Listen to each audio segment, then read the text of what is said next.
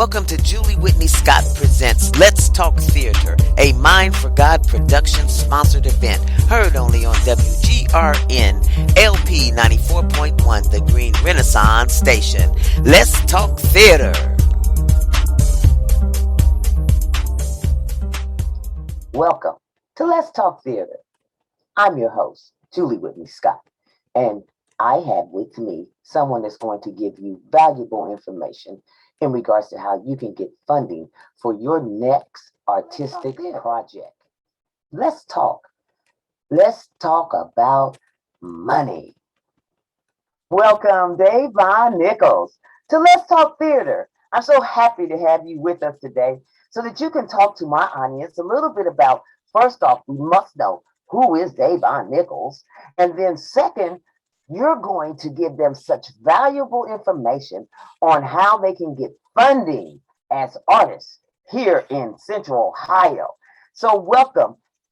Tell us, first off, who is Devon in the artist world? Well, I'm Dayvon Nichols. I am from Cleveland, born and raised in Cleveland. I came to Columbus to go to school at The Ohio State University to pursue an arts management degree. I ironically do have a little bit of a theater background. I was in little theater throughout high school, show choir, and I also did 2 plays at Ohio State. One was Hairspray. I did Hairspray twice. And another one was just a side student production, but that was pretty nice. So I'm pretty familiar with the theater field, and I'm pretty excited to be here. I love connecting with artists. I love being the person to know the little cookies on how to get by in life. It's one of my passions to help people out, and I'm grateful to have this opportunity today. Well, welcome to Columbus and welcome to the Greater Columbus Arts Council. Tell us, there's so many exciting things that the Greater Columbus Arts Council does in providing funding and grants to artists so that they can do the things that they might not be able to do if they didn't have the funding to do so.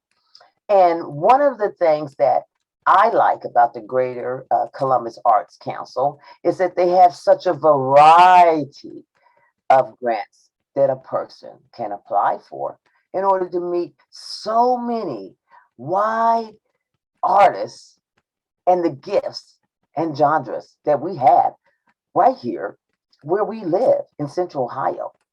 Let's start off with telling our audience about the Support for Professional Artists Grant. What is that about? How do they go about getting it and be eligible? The Support for Professional Artists Grant is an opportunity for artists who reside in Columbus, Ohio, or within Franklin County. There's some leniency towards bordering counties, but with that, most of your art has to be produced or shown in Columbus. This is a grant opportunity for artists that are seeking professional development, who are seeking to market themselves to a broader audience, or if they need help with supplies for creation of their events. Those who don't know, when you say this can help them with their professional development, what does that mean? Yes, so professional development and specifically for theater, I'll give a couple examples.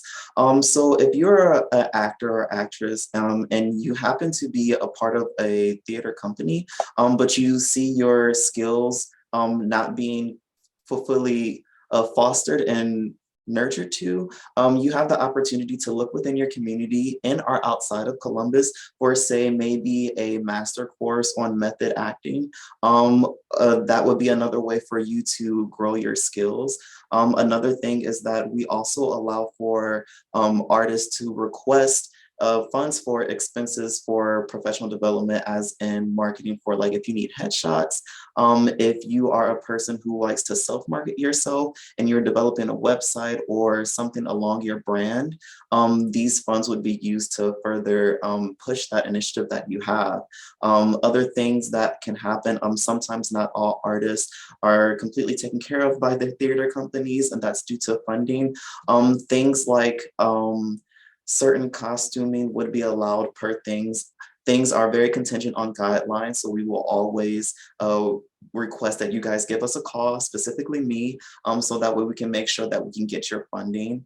There are other things that you can be a part of, but mostly in the professional development, it usually looks like it's going to be master courses. There's going to be submission fees. I know a lot of actors and actresses sometimes have submission fees when they're going to certain auditions or that kind of publicity. These are all funds curated from the taxes of Columbus that are designated for the artist. So not only do I encourage you guys to speak to me to ask questions for clarification, but we also urge you to show Columbus that, you know, the support is there and you guys are going to go out there and spread your wings. Now, about Columbus Makes Art campaign.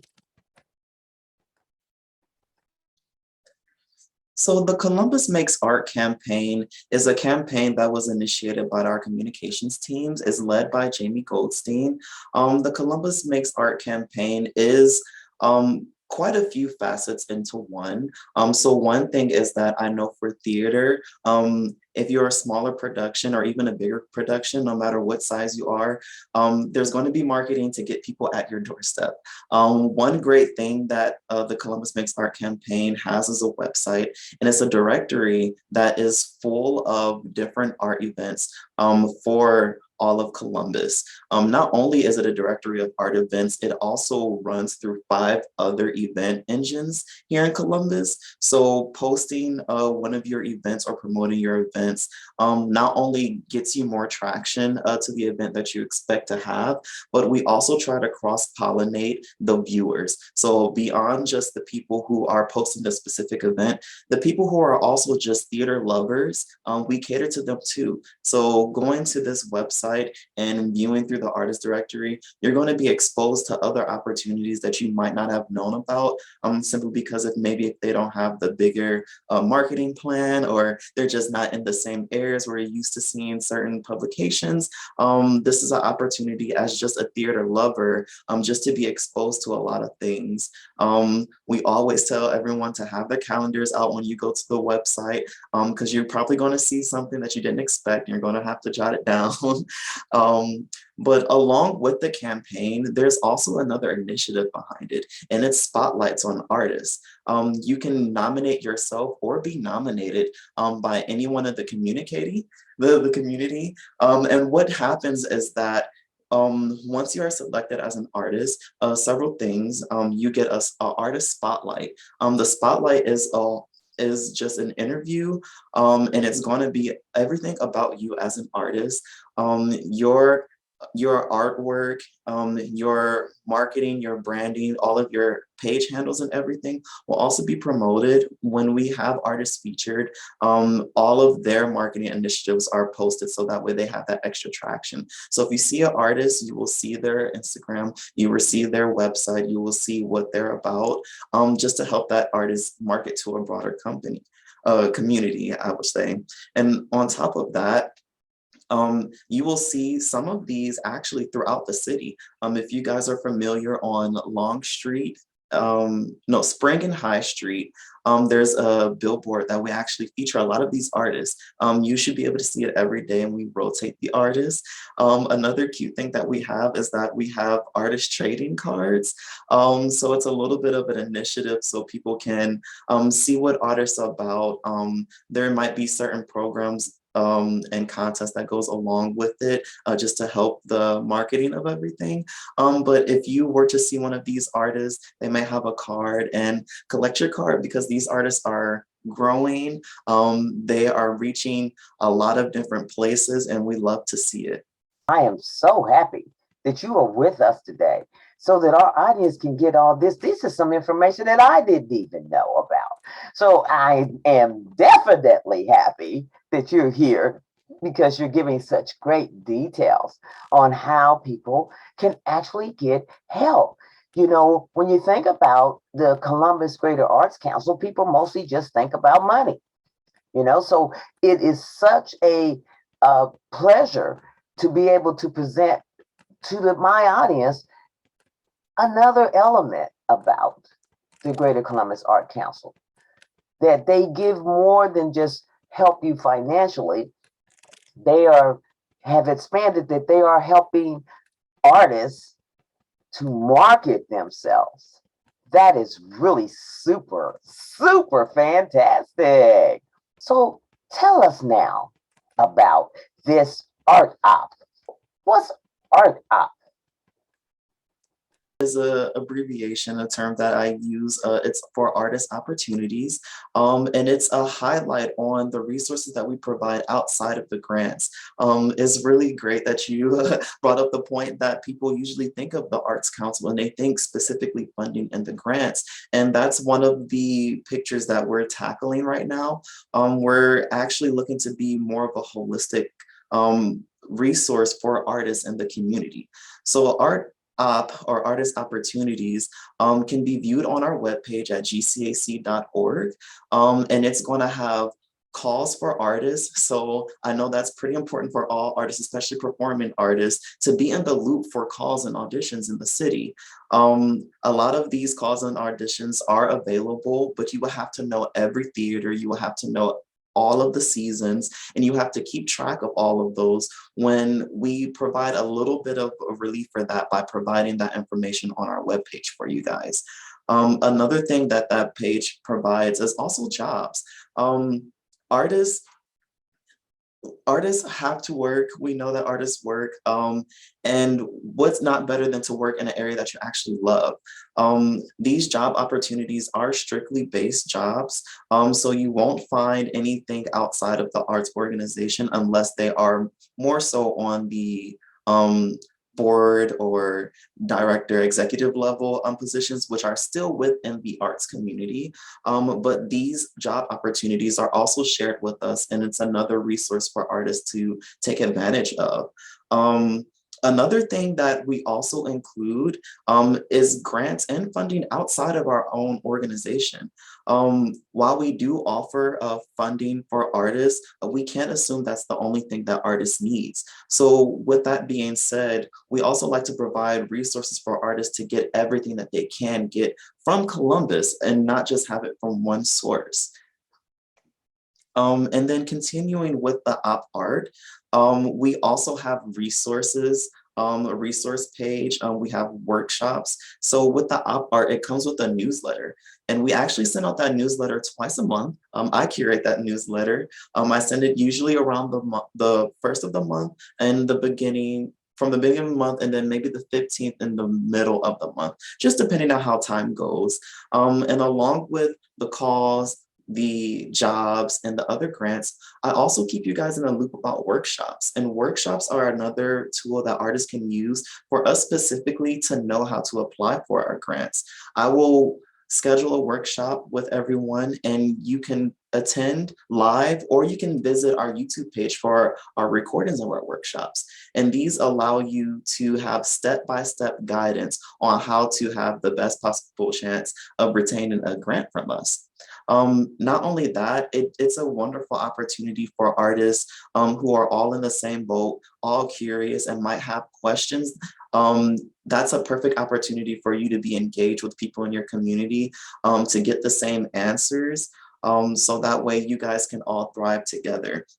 The workshops not only extend for our grants, but they also are workshops that we work with other organizations in the community. So there might be a workshop that might go over artist finances and how taxes are recorded for artists at the end of the year. We might have a workshop where it's working with another nonprofit organization that has a really huge push on DEI initiatives and how to integrate that with arts, as well as accessibility. I mean, arts, it's a very, very, very big spectrum of things to swim through.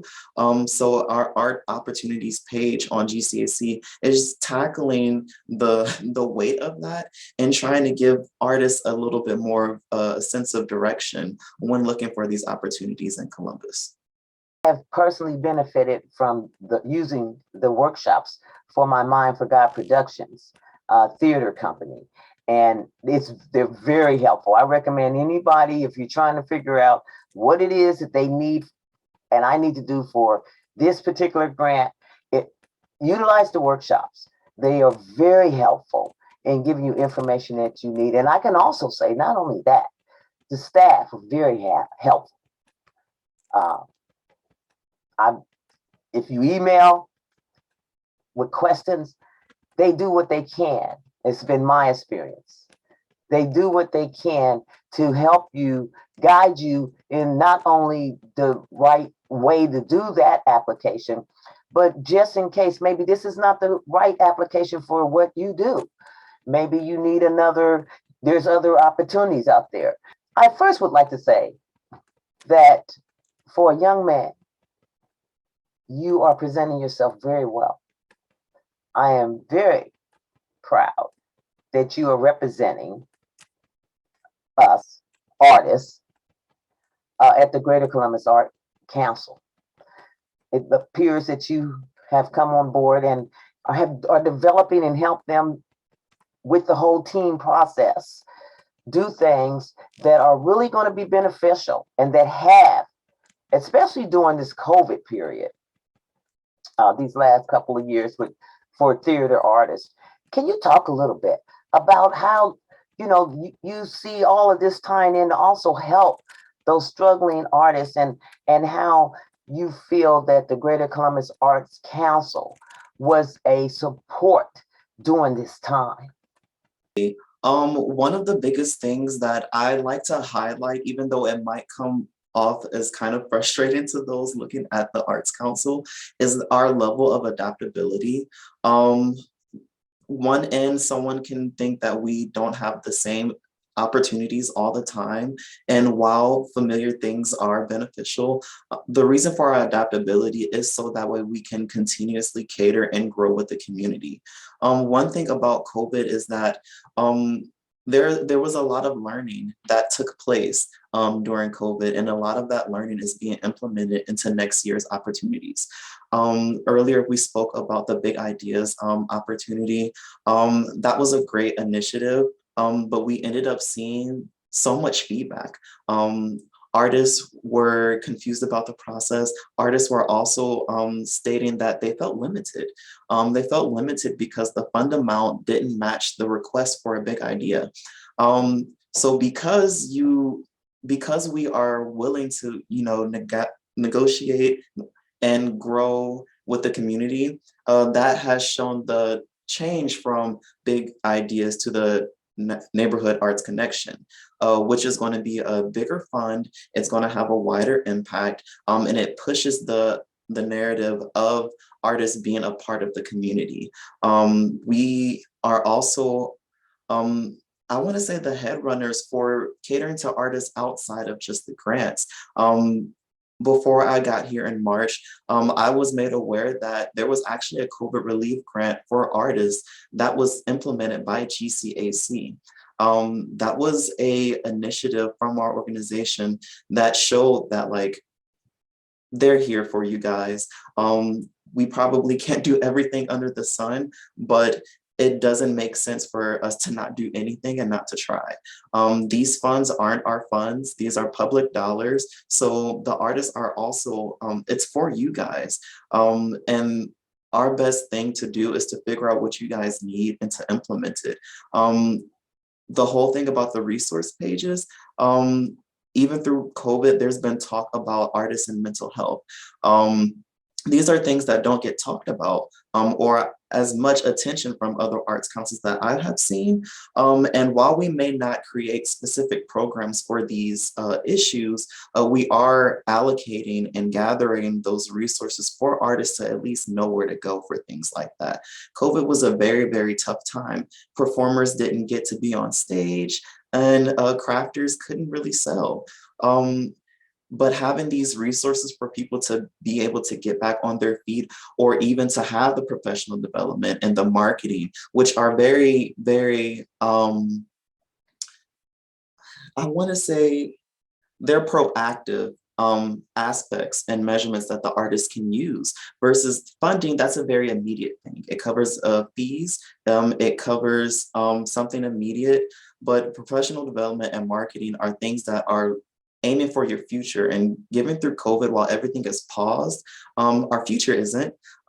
These opportunities are still here for everyone to be able to get together as a community, represent the arts, and come out even stronger. And once artists are aware of these opportunities, it's like COVID only affected their presence, but it hasn't stopped their work. You've just really given my audience and myself a lot of really great information that I'm sure they probably didn't know about it because I don't know about it. And hey, let's talk theater. I think sometimes I know everything. No, Julie, you do not, which is why I do Let's Talk Theater so that I can bring this information to my audience. So tell us, when is the next opening for grants and how do we apply? Where do we go? Definitely. So we have currently just completed the grant guidelines for 2022. They are now posted on our website as of last week. You can visit the gcac.org website, and you would just navigate over to our grant guidelines tab, and you will see the document, a full document of all of our opportunities, or you can pick specifically which ones you are interested in. The support for professional artists, the professional development, marketing, and supply grant, that is actually going to run in 3 cycles this year. It ended up running, it was original for 2 cycles last year, but we actually were able to pull together 3 cycles, so that way we can help the artists in the community. So next year, it's indefinite that we will be having a 3-cycle opportunity. With that being said, is that the cycles are mainly for artists to, 1, have an opportunity to apply, 2, we highly encourage reapplications. We are not the organization that likes to stick with a no. Even if you were to not get the application, we always encourage you to apply the next cycle, and that's the beauty of it. So technically, you have 3 chances next year to obtain this grant, which is amazing. Another thing is that when you go into our website, we have the workshops, like mentioned before, that is going to take you step by step on how to apply, given your host at the moment. But then also the guidelines have everything for you, down to what is expected for artists and their payment plans, what is expected for artists and their grant agreements, what is expected for artists to keep in touch with for their deadlines, communications. We even actually have the application questions posted for you guys. So that way you can already have a sense of either how you want to answer the questions, or if you come to the live workshops, you have more formulated questions on how to actually tackle these, which leads to far more conducive and conductive workshops. These guidelines are going to help you with everything. And it's also good when spreading the word. These can be shared through links. When having this information and knowing about other artists, your peers, sharing the information is just a link away. You always can give them my contact information. I will also tell you guys that we have a draft review session per cycle. So by that, I mean, by the 2 weeks before the month ends, there's a deadline. It's not a secret deadline, but it's an overlooked deadline. This deadline is the application review deadline. And what happens is you actually send your application to me. I review it and I give you all the feedback that I feel will better your chances of obtaining this grant. The reason why it's 2 weeks before the actual deadline is so that way we're cognizant of each other's times. So I have time to review your application, but you also have time to research or to make the updates before that actual submission date. These are the measures that we take to really try to get artists the funds that they need for their careers. Like I stated, this isn't our money. This is money provided to artists by the community. We're just trying to allocate it and support everyone who wants to take it seriously.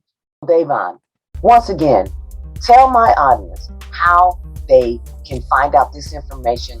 What is your website address? Yeah, so in order to find this information, you're going to want to go to gcac.org. Again, that's gcac.org. acronym for Greater Columbus Arts Council. If you happen to find yourself on the website, or if you came across our guidelines, because printouts are also a way of sharing, you will always be able to see contact information specific to the guidelines that you're reading at the bottom of your pages.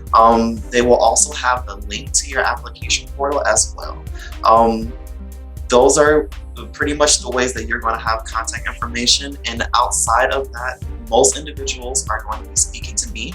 So I have my number for you guys to contact me if you have any calls, and my email. So either way is an option for you guys. I also sometimes do web meetings, so that way we can get into a little bit more depth if you are a new person and this is all just new to you, because with this information it can be a little overwhelming. So feel free to reach out to me and schedule a meeting, and I will happily walk you through. You can call me at 614-221-8569, or you can email me at dnichols@gcac.org, and that's just my first initial, last name at gcac.org. Feel free to reach out to me, and I'll do my best to help you get the best. The best. I'm so happy that you have joined the Greater Columbus Art Council, and I know that you and the council will continue to support their local artists right here in Columbus, Ohio. Thank you for being on Let's Talk Theater. Thank you so much for the opportunity. I'll get it. Here, you say it now. Then Thank you for joining me, Julie Whitney Scott, your producer and host of Let's Talk Theater, a Mind for God Productions sponsored event, heard only on WGRN LP 94.1. For the full video interview, go to my Julie Whitney Scott Facebook page.